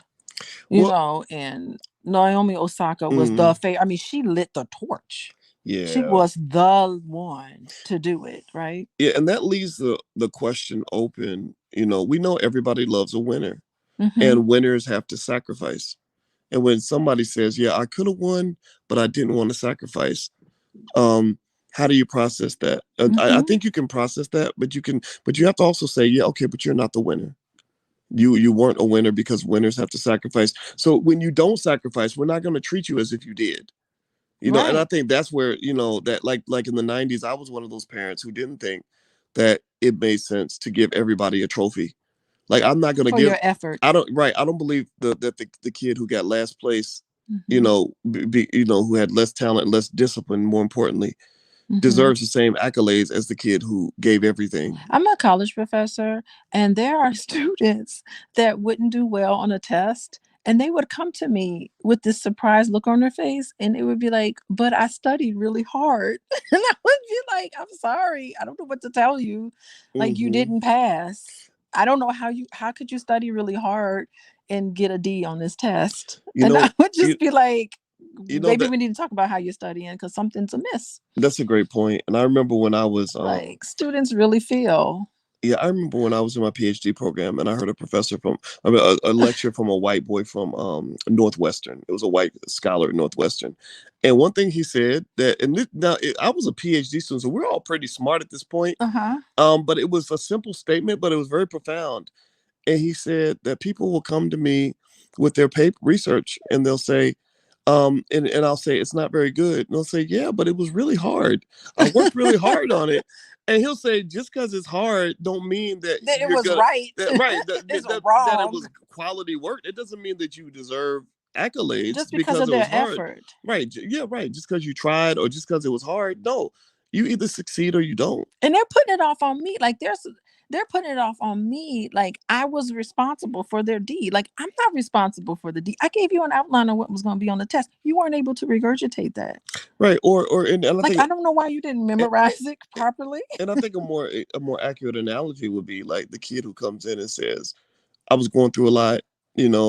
I had a mental breakdown. I was really They sure sad, do say so that. I didn't show up for the test, and I'd like to get an A, because I had a mental breakdown. And I could have, if I had taken the test, I probably could have got an A, but I didn't because I had a mental breakdown. So can I get the same grade that you gave the kids who actually showed up? That wouldn't make any Yeah. sense, right? But if let me just say, you reason with students, and students are like, they understand if you reason with them and you come up with something. You listen to them, you hear what they have to say, you hear it out, and you come up with some alternative. That's really how higher education is right now. You have to work with them. You can't just give them the F. Well, that's why I'm not in academia anymore. Well, I'm head on I, in yeah. academia, and that's what you have to do Yeah, I nowadays. believe in pushing people. I believe in pushing. But then again, maybe I'm old. These, you know Maybe what? maybe hard work makes me old fashioned. Yeah, Maybe because discipline makes me, a dinosaur. But I just believe if you want some shit in this life, you got to fight for it and you got okay, to sacrifice. And if okay, you ain't ready for that, then go sit at the little kids table. okay. So the generation of youth coming up nowadays, they don't have that sort of mentality so much. Some of them don't. Some of them don't. It's not something that is really pushed. What is this? Generation X, Mm, Generation Y? No, I not don't X. know. It's right. Y or Z Z or or we starting right. double A. So this new generation that's coming up, they don't think like that anymore. They Mm, really don't want to put in hard work like that. Now I would say there's some positives about it. I think they care. They want to involve themselves in work that's more meaningful. So the mm-hmm. first thing they want to say is like, how is this applied for the real world? And I love those questions because they want to go out and make a difference. So it's not to say that all of this is terrible. They really are very humanitarian. So there a lot with this generation I think is positive, and I think it's a good thing. I think we need to head in that direction and not be so me and getting that money and Mm. all of that. I think there's more to life than just having things, and so I do love that about this Well, generation. typically each generation, it seems like different generations kind of do the opposite of what their parents did, Uh-huh. right? Like the Uh-huh. 1940s and 50s, it was all about like patriotism and discipline and Hmm. the But then the two-car 60s was garage. In the pushing 60s, against it. right? The Hmm. 60s was like hippies, free love, and all this other stuff. And those hippies all grew up and became corporate executives and stuff, And right? the 80s was about me. Right. In the 80s was the me generation, and Uh-huh. and I So feel we're like. swinging back to this lovey-dovey space, Mhm. which I enjoy, by the way. Yeah, I think it's good. I think it's good, but I think what This I've is a very but here meditative group. well They here's what meditate. I've learned though. I've learned that the best of both worlds tends to be beneficial. When Hmm. you can sit here and say, "Okay, grandpa, this is we don't agree with the way people did things back in your day." But if you sit and you listen to your grandpa, he can tell you stuff that's gonna make sense. Hmm. Like that's why I think people like to listen to Dr. Claude Anderson because he'll tell you what the black community was like in the 1950s when we had thousands of black-owned businesses, when we had black communities, where the neighbor would spank your child on your behalf, and people work together to get things done, and it gives you a different vision than what you Mhm. might have in front of you. So I think that while the new things that are new are always more interesting and intriguing, we can't always assume that the new shit is better. Well, I think the new stuff is really nice. I'm really it's refreshing to see some of the new kids coming out. Even just listening to the kids and even listening to our 14-year-old who said, I'm not going to work in an office building. Like the idea of working in an office building is something she would never even consider. She said I couldn't go in there. I would be depressed if I went. Like we went downtown Chicago and she saw those big office buildings and she said, if I had to go to work in that gray, ugly building every single day, I would be so sad. And I was thinking, I worked in that building that we're talking about, and I had fun. I went in there and I worked with a lot of great people and I had a good time. But she's like, visually, I cannot work in that building. And so it just shows that it's going to be a new sort of thing. And I applaud it. I like newness. I like change. I like newness. I like where it's headed. I like it, but just because it's new don't mean it's better. And that's what I so I would Okay. so I Okay. would I I can would buy say that. when a young person says, I don't want to go to work because it's too hard, I'm not going to be like, oh my God, you're so wise. You're the first generation to ever figure out that work sucks. I will be the person that says, okay, well, if you want to stay home, what's your plan? Yeah, you got to have a plan. So I think that's the part where they could use us to Yeah. help them with their plan. But I just love that they're not following into this formula and they're being really creative with what they're doing with their lives, and that's wonderful. Well, I believe every generation does it. I believe every Yeah. generation, young people push the envelope Yeah. and they do things different from their parents. Sometimes they're right, sometimes they're wrong, right? Mhm. And I don't think, and it seems like it's not a one size fits all. And I would say, if I was to look at the things in my life that really worked out for me, Mhm. it was areas where I said, look, I'm gonna do it my way, Mhm. but I'm not going to neglect the advice of my parents and grandparents. Mhm. I'm going to I'm going to take the best of all worlds and not because when you're young and you think you know everything, then you end up going out doing a bunch of stupid shit. And then I don't know. that your parents could have warned you about if you had taken the time to listen. Well, see, I didn't grow up with parents that warned me very much. Like I had parents who just encouraged me to do whatever it is that I wanted to do, and it was nothing that came out of my mouth was something like outrageous. So I think that my parents did a good job setting the example for me, so that it never even came across my mind to do something bizarre. They just I would come to them with an idea, and it was always even if they were against it.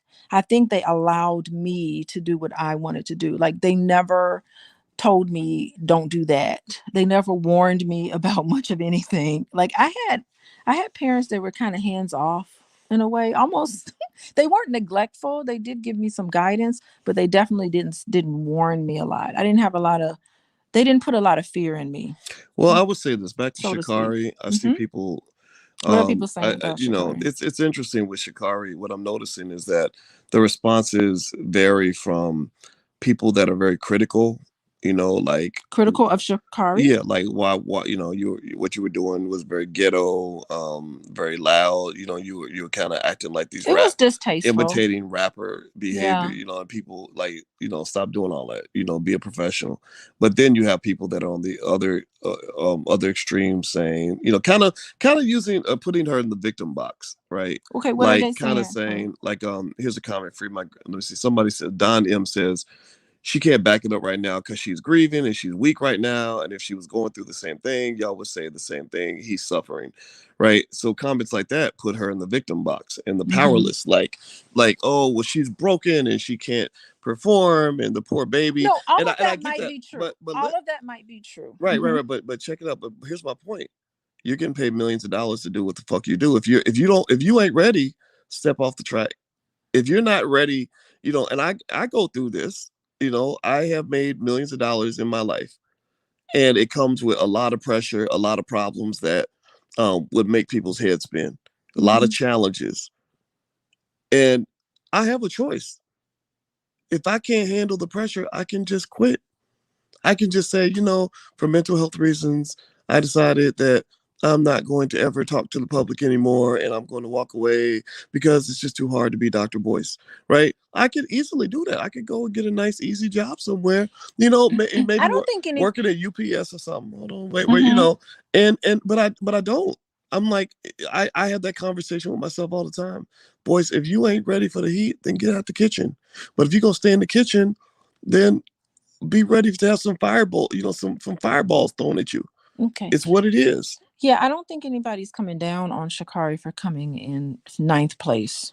You know, she ran her race. That was her time. That's how she did. I think the controversy is probably her absolute embarrassment because of all of the smack talking she was doing. And it was probably very embarrassing to her, for her, to see her behave in the way she did in that interview.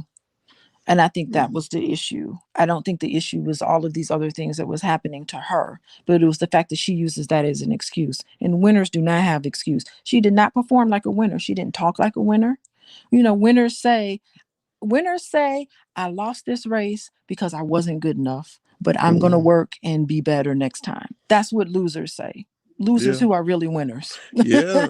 You Yeah. know, that's what you say. You don't do anything other than that. You Okay. have to know how to win and you have to know how to lose. Right, right. So let's do rapid fire answers to questions. Let's Okay. see here. So Free My Grandma says we can't bring any excuses to our regular 9 to 5, so we can't let her off so easily just because it's the Olympics. That's true. Like if you tell your boss, I couldn't come to work today for mental health reasons, they're gonna say, oh, I completely understand.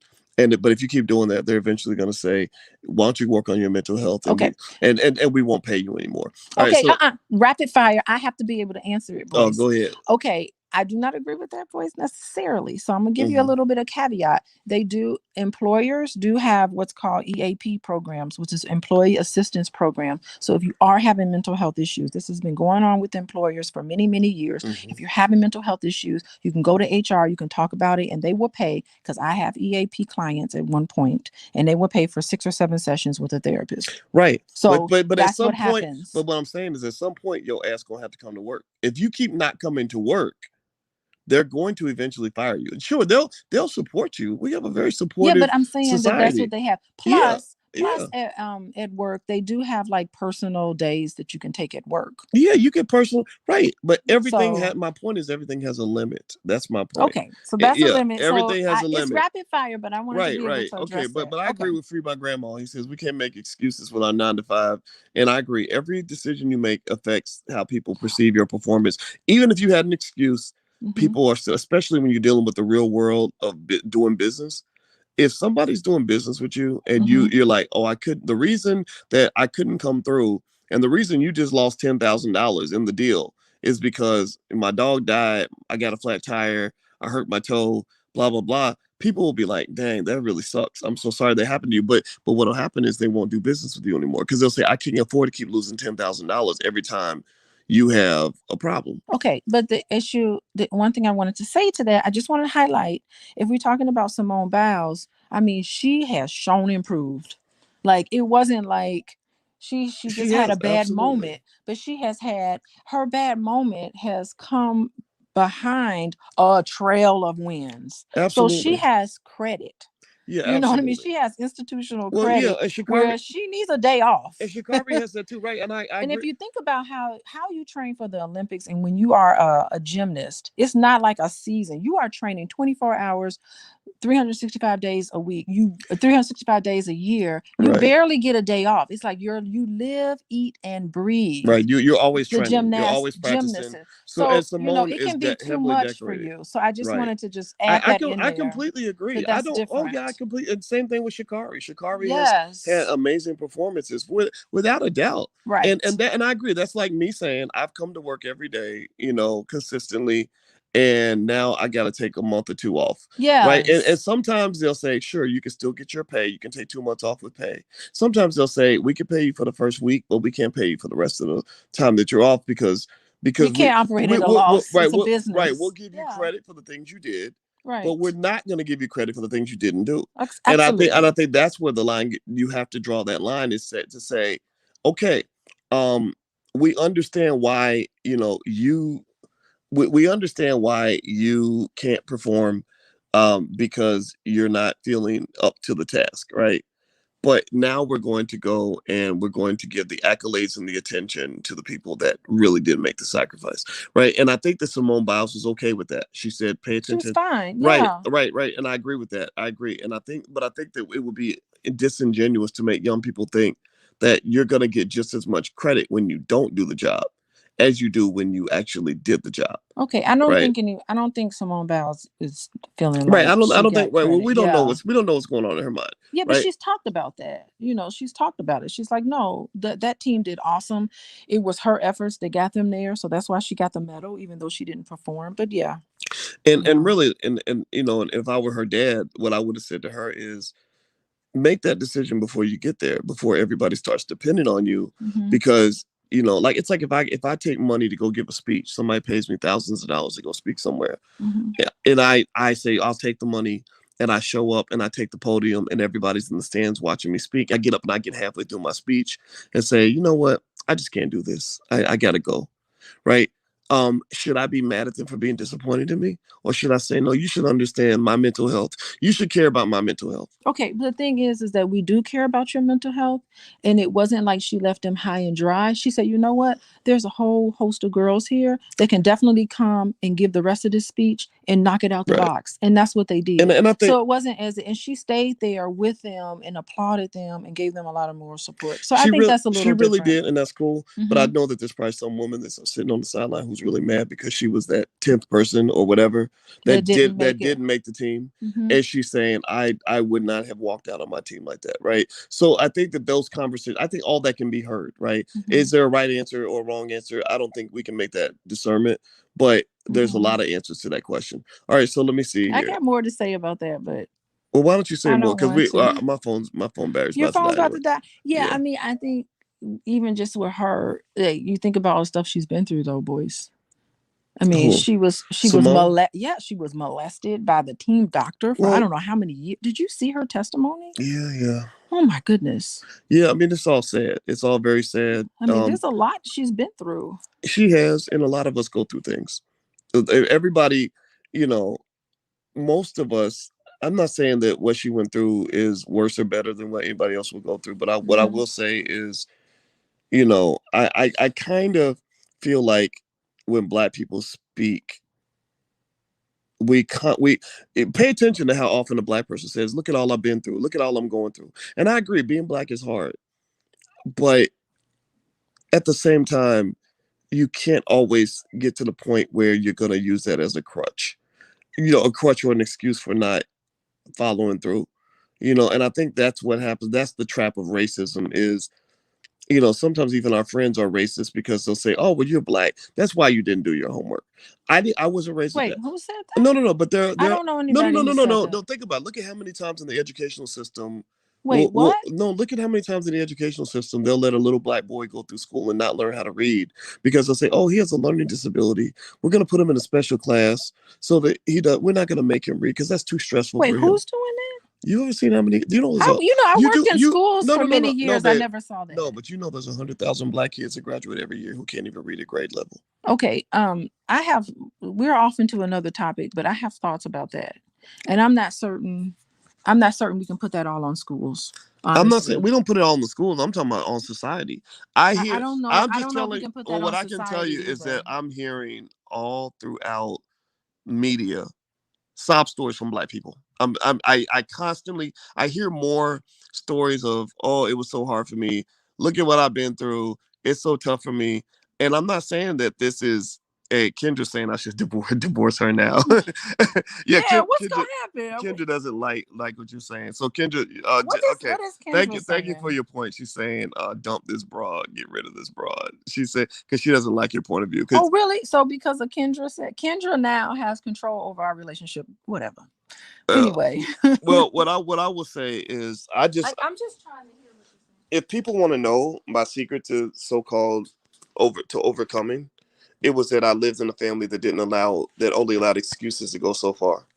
You know, I had a grandmother who said, "Yeah, you're Black. Yeah, it's hard. So get up and do the shit anyway." Right? And I don't think we get enough of that. I think that Black people get too much like, oh, you went, oh, it was a death of your biological mother, and that's why you blew away the biggest opportunity that you ever had in your life. It's totally understandable. And I think that there are millions of people who rightfully say, no, no, you figure, you know, you got to figure it out. Like, you know, and I'm not saying that everything can be easily overcome, but an excuse is pretty worthless. Like we're trained to believe an excuse is the same as success. An excuse is not success. You know, an excuse is just some shit that you use to fill in the void for all the shit that you could have been that you never became because everybody was giving you a crutch. So I'm not a big fan of excuses. Yeah. Well, it all depends on what you want to do and what you put your mind to. I mean, I agree with that. I just don't see it in terms of I've made this excuse. It's just what happens. And there's a various factors that explain why things happen the way they are. Hmm. And so you just look back on it and you say, okay, what happened along the way that was just unfortunate and I didn't reach my goal? I mean, Yeah, that's what you need to look at yeah, instead yeah. of just saying, it's good to tease some things out and do your best. Because sometimes you're going to lose and sometimes you're always going to win and you're Hmm. always going to lose. Yeah, I think that people can. I think it's just a matter of making a choice. That's it, right? Like, Mm-hmm. if you want something, yeah, I had to block Kendra because she was saying a lot of disrespectful things about my wife, and I'm not. You can't do that. Like, if you got an opinion, you can share your opinion, but I don't want to hear you repeatedly saying I should divorce my wife and all this other dumb shit. Like, that's not. I'm not interested in any of that. So sorry, this is not a completely free speech platform. We're like Zuckerberg up in this bitch. You get in here talking crazy, you're gonna have to go. Facebook, okay. Yeah, we gonna do Zuckerberg because you're not gonna come here and disrespecting my wife. Period. But anyway, but the thing is that I would say is it really is a choice, right? And nobody is ever gonna fault you for Right. making the choice that works for you, right? Yeah. And what I will say is that when you're talking about achieving things in this world, you will always the harder it is to accomplish the thing that's in front of you, the more excuses will be offered to you. It's like a man deciding to cheat on his wife. um if the you're going to run into situations where you're going to get a million opportunities to not be faithful, or your diet, if you're trying to lose weight, you're going to have a million reasons to want to go eat that chocolate bar or whatever, and it's a decision.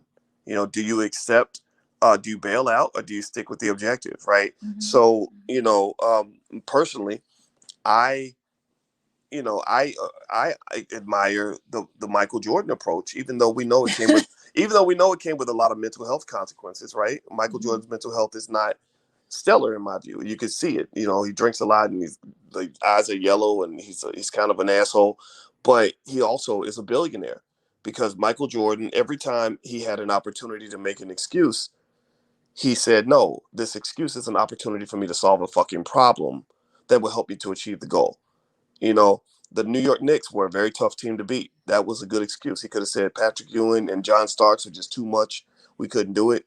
No, he worked around it. He for a while his defense was very weak. His muscle mass wasn't strong enough. He could use that as an excuse.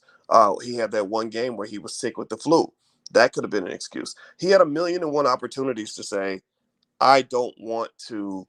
I can't. I could have done it, but I didn't because this happened to me. Look Well, at what I've been through. the thing is that can you live with the consequences of your choices?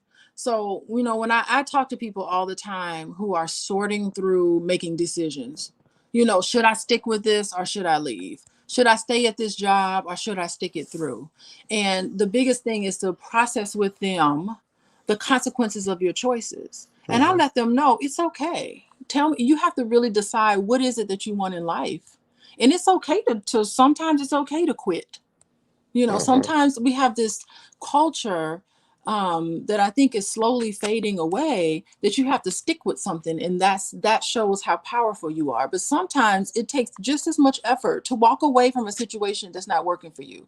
If you're working this job every single day, and the people in that job is not treating you the way you needed to be treated, and you really want to do something different, it's okay to quit. Yeah, I think we put so much effort on persevering and getting through something that's tough. Maybe there's something better out there for you. So I think the thing is just trying to decide what's important for you. yeah, yeah, and I think that's really what it is, And right? that's Right. what. As long Mhm. as you know what it is, right? Right, Like right. if you are clear, like I've quit things before, and you're Yeah. right. It takes determination sometimes to quit, but I don't waffle. I don't, it's rare when I'll say, "Oh, I quit." No, I'm going to do it. No, I'm going to quit. No, I'm going to do it. Or there's that never going to be a time where I'm going to quit and then act like I deserve the same credit as if I'd actually done it. Yes. And I think that's so. As long as you know what it is and you know what the consequences are, and the Right. choice works for you, then make that choice, right? So there's Mhm. some areas where I draw a line in the sand. There's some areas where I say I will do this come hell or high water, no matter what. Like when I decided to run the marathon, um, there's a million and one, one reasons to stop running. I hated that marathon. That was a terrible feeling. I've never been more exhausted and frustrated than I was on that day. But I had decided I'm going to finish this marathon no matter what the cost is for the Mhm. most part. I mean, like, obviously, except for, like a heart attack or something, right? But then there's some days where, like when we go running and we're running 3 miles and I'll say, you'll say, "Boy, you could have ran faster." And I'm like, I don't care about running faster. Well, I never tell you to I run fast. or you might say, "Boys, why don't we run 4 miles instead of three?" And I'm like, "Because I don't want to do it. I quit. I'm going Mhm. home. I've done 3 miles. I'm happy with it. Leave me.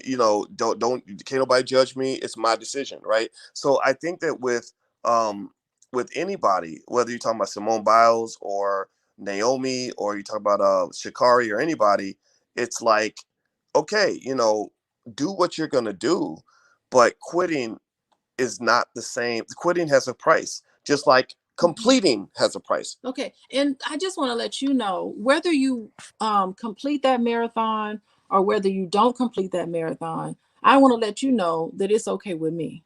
Like, I'm not going to love you any less because you didn't finish the marathon. So, I mean, when you think about consequences, it doesn't matter. Like, you can't make the wrong choice because whatever choice you make, there's whatever the consequences are to that, it's a lesson to be learned in all of that. Hmm. So, Yeah, I mean, it's okay. You could never go out on another run with me ever for the rest of your life, and it's still okay. That's our relationship is not going to be dependent on whether you run or whether you don't. So, I wanted to make that clear that right. that I was going to love you just as much. Well, I appreciate that. So Archbishop says Sha'Carri Richardson is too ratchet. Tanya Kassim says, "Didn't Sha'Carri take responsibility for her actions in a video last month?" Well, it'll be interesting to see how she responds to all this stuff that's going on. Lashana says, Max Jerome, she needs time. We expect too much, and frankly, her craft is running and not PR. She's already a millionaire. I don't know if that's a guarantee, though. Track athletes don't make a ton of money, and the endorsement deals I found with Sha'Carri were not.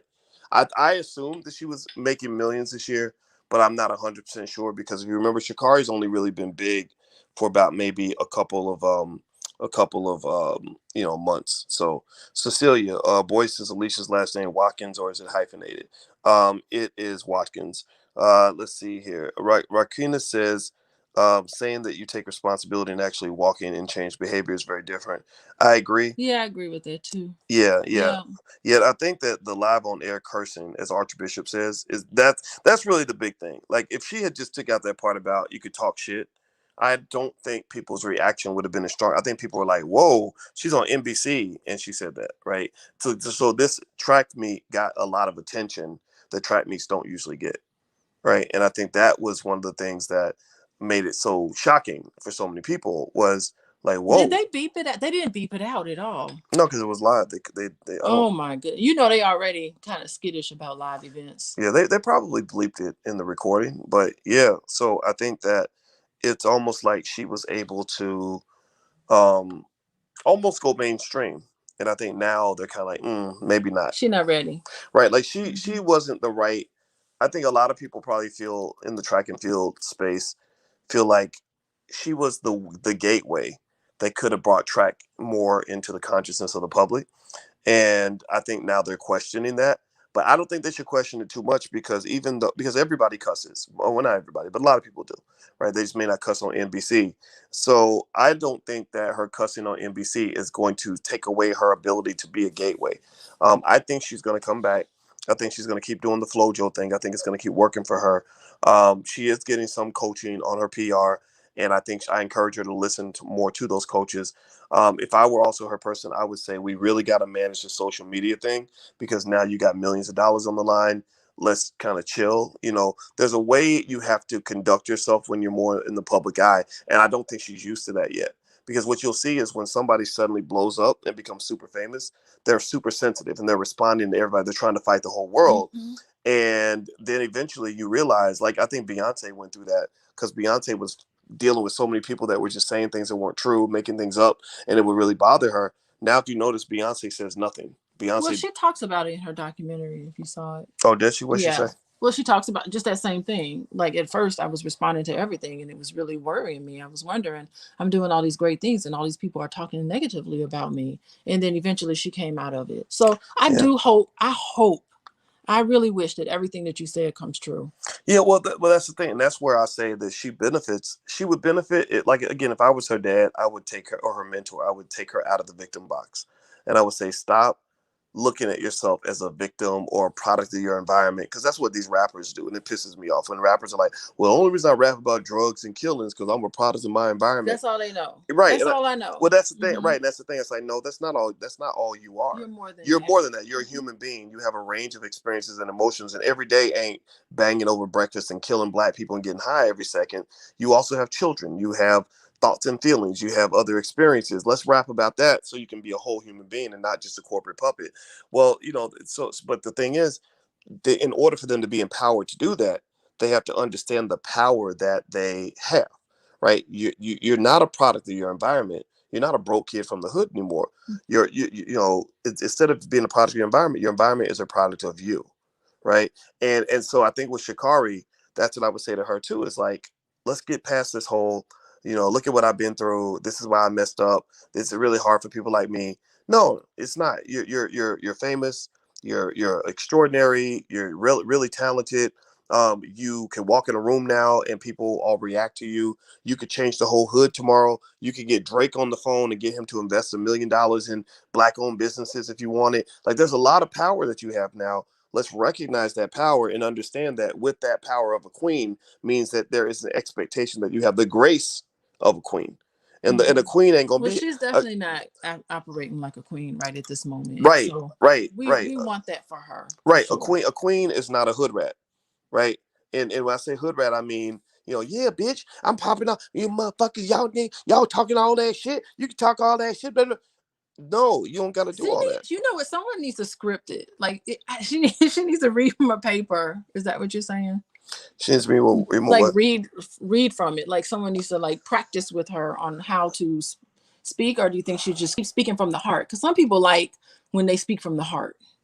Just Yeah, say what's on your mind. yeah. I think speaking from the heart is fine, but you got to know that there's a limitation. There's a time and place Mm-hmm, for everything. mm-hmm, mm-hmm, And when you're speaking from the position of a leader and a public figure, you can't just go popping and acting like you're just anybody, mm-hmm, because mm-hmm. your words have weight. Your Yep. words have power, right? They're being heard, right?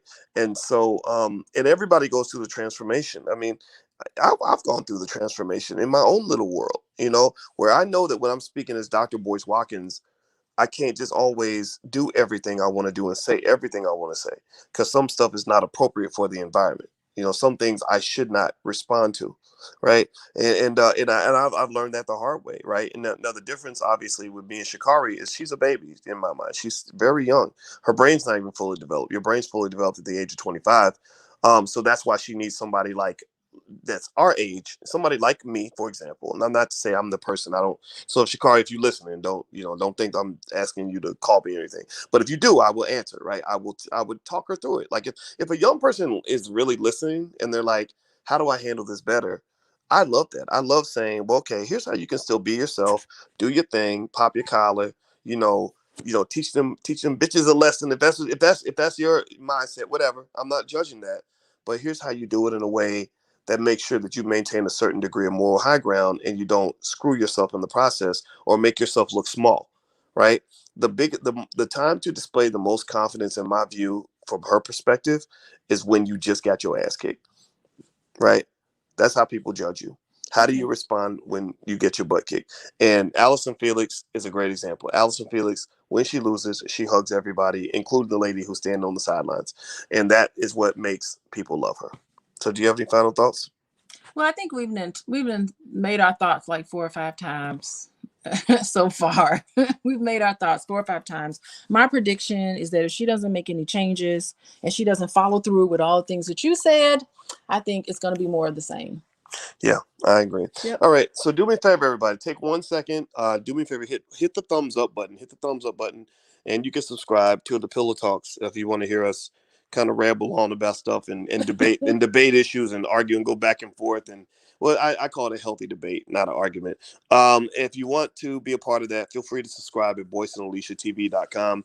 And it was great talking to everybody. And for those of y'all I had to block, I'm sorry I had to block you, but you come here talking crazy. We're gonna put you out of here because this is a space for smart black people or those who want to be smarter. You don't have to be smart when you walk in the door, but you have to have an open mind and you have to be decent as a quality human being. If you act like a fool, then we're gonna have to put you out because we ain't got time for that nonsense, man. But those of you who are supportive and a part of the tribe, God bless all of you. We love you all. And also, Dr. Alicia will be at the All Black National Convention. And so, in case you didn't know when the ABNC is going to take place, it's going to be the end of November. And Alicia's actually inspired me to include some stuff we hadn't had before, like speed dating. And we're going to do speed networking for people that are looking for people they can do business with or investment clubs they want to join. We're going to have breakout sessions on everything from politics to what's going on with these government shots to cryptocurrency, stock market investing, real estate, etc. So it's the end of October. If you'd like to join us in Florida, in Miami, or sorry, Orlando, Orlando, go to allblacknationalconvention.com. The URL is right there on the screen. So hit the thumbs up button, share, subscribe button if you haven't done it yet. And I'll talk to you guys soon. And thank you, Albie says, drop the victim mentality. David McFarland says, appreciate the dialogue. Well, I appreciate you hanging out with us. And if you listen to the live recording, you know that we recorded this at 4:30 a.m. It's 4:30 Eastern. And people are like, do y'all sleep? Do y'all sleep? Well, we sleep. We just sleep when we want to. And that's what happens. If you work for yourself, then you don't have to live by anybody's stupid rules. Like, I just do what the hell I want to do when I want to do it. And that's just what it is. All right, guys. So take care. God bless you. And hit the thumbs up button if you could on your way out. Subscribe and all that stuff. We'll see you soon. Take care. Peace.